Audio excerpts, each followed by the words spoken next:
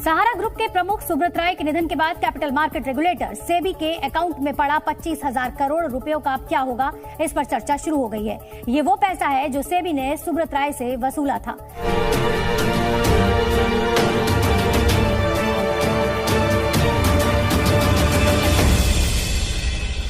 इस महीने केंद्र सरकार की ओर से एक पोर्टल लॉन्च किए जाने के बाद चिटफंड कंपनी सहारा के उन करोड़ों निवेशकों को उनके फंसे पैसे वापस मिलने की उम्मीद बंध गई है। अंग्रेजी अखबार द हिंदू ने कोऑपरेटिव सेक्टर के लिए नए मंत्रालय के गठन के बाद से लेकर सहारा के निवेशकों के पैसों की वापसी को लेकर चल रही गतिविधियों पर विस्तृत रिपोर्ट प्रकाशित की है।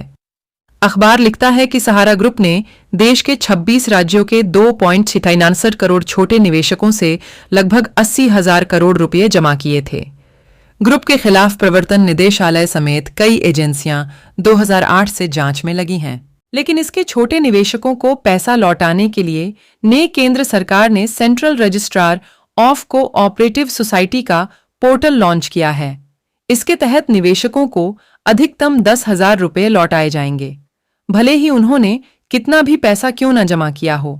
अपना पैसा लेने के लिए शनिवार 7:30 बजे तक 15,28 लाख निवेशकों ने पोर्टल पर अपना रजिस्ट्रेशन करा लिया था।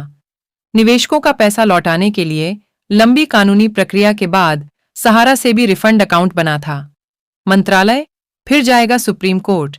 अखबार ने सहकारिता मंत्रालय के हवाले से लिखा है कि 29 मार्च को सुप्रीम कोर्ट ने सहकारिता मंत्रालय को इस फंड का एक्सेस दे दिया था।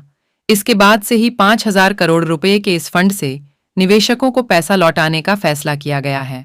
सहारा के 2.76 करोड़ निवेशक हैं और अगर 10,000 रुपये भी लौटाने होंगे तो इसके लिए 27,000 करोड़ रुपए की जरूरत पड़ेगी। अखबार के मुताबिक बाकी पैसों के लिए मंत्रालय फिर सुप्रीम कोर्ट का दरवाजा खटखटाएगा। अपना पैसा लेने के लिए निवेशकों को पोर्टल पर अपना रजिस्ट्रेशन कराना होगा।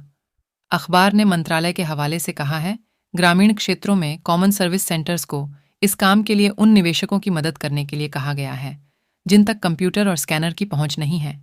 अखबार ने लिखा है कि 2024 के लोकसभा चुनाव से पहले सरकार का यह कदम मिडिल क्लास के उन वोटरों से जोड़ सकेगा जिन्होंने सहारा के 4 कोऑपरेटिवों Sahara credit cooperative society limited में निवेश किया था।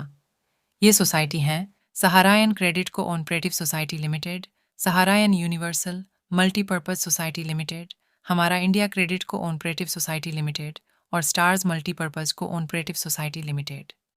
यूपी में सहारा की इन स्कीमों में पैसा लगाने वाले 85 लाख निवेशक हैं जिन्होंने 22,000 करोड़ रुपए का निवेश किया है। बिहार के 55 लाख निवेशक हैं। झारखंड के 24 लाख निवेशक हैं। इन कोऑपरेटिव सोसाइटियों के रजिस्टर्ड होने के कुछ साल बाद निवेशकों को वादे के मुताबिक 8 से लेकर 11% तक रिटर्न मिला था, लेकिन 2018 से निवेशकों को रिटर्न मिलना बंद हो गया था। बिहार के एक निवेशक ने बताया कि 2020 के बाद पहले लॉकडाउन के बाद हालात और खराब हो गए थे।